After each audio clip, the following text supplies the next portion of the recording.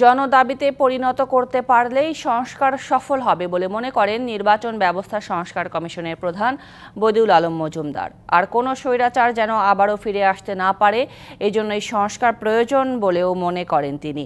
তত্ত্বাবধায়ক সরকার ব্যবস্থা ফিরে আসলে নতুন নির্বাচন কিভাবে ও কার অধীনে হবে এ নিয়েও প্রশ্ন তুলেছেন কেউ কেউ। রাজধানীর সিডাপ মিলনায়তনে গণতান্ত্রিক পুনর্গঠনের জন্য সংলাপ জনপ্রশাসন প্রসঙ্গ শীর্ষক সেমিনারের আয়োজন করে সেন্টার ফর গভর্নমেন্ট স্টাডিজ। আগের রাজনৈতিক সরকারগুলোর সময় নেয়া সংস্কারের কোনো সুফল আসেনি, এমন মন্তব্য নির্বাচন কমিশন সংস্কার কমিশনের প্রধান বদিউল আলম মজুমদারের।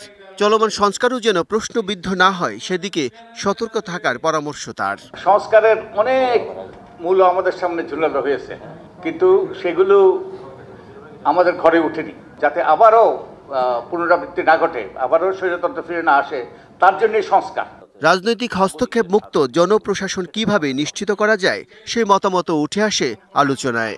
অন্তর্বর্তীকালীন সরকারের যেমন একটা বড় এই দায়িত্ব আছে যে আমাদের এই কারিগরি একটা আলোচনার মধ্যে জাতি যেন আটকে না যায়, সংস্কার ও নির্বাচন, এদিকে খুব নজর দেওয়া দরকার। জনপ্রশাসনের প্রতি জনগণের আস্থা পুনরুদ্ধারের পরামর্শ আসে কারো কারো কাছ থেকে।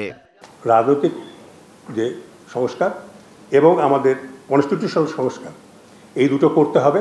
পরবর্তী যে সরকার আসবে পার্লামেন্টে যেন তারা সেটা ইন্ট্রোডিউস করে। এই জনগণের করের টাকা শ্রাদ্ধ হয়েছে, এই অভিযোগ যাতে ভবিষ্যতে শুনতে না হয়। তত্ত্বাবধায়ক সরকার ব্যবস্থা ফিরলে নির্বাচন প্রক্রিয়ার ধরন নিয়েও প্রশ্ন তুলেছেন অনেকে। যে এই নির্বাচনটা কিভাবে হবে?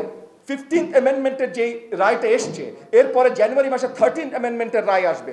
13th অ্যামেন্ডমেন্টের রায়টা একবার চলে আসলে আইনগতভাবে কেয়ারটেকার সরকার ছাড়া অন্য কোনো সরকারের আঙ্গিকে আপনি নির্বাচন করতে পারবেন না। অন্তর্বর্তীকালীন সরকার ট্রান্সফার করছে, অ্যাপয়েন্ট করছে, তারা পদবঞ্চিত ছিল তাদেরকে পদ দিচ্ছে, আর যাদের বিরুদ্ধে অভিযোগ আছে তাদেরকে করছে, এবং এটা নিয়েও কিন্তু ব্যাপক অসন্তোষ। এর বাইরে তেমন কোনো সংস্কার আমাদের চোখে পড়ছে না।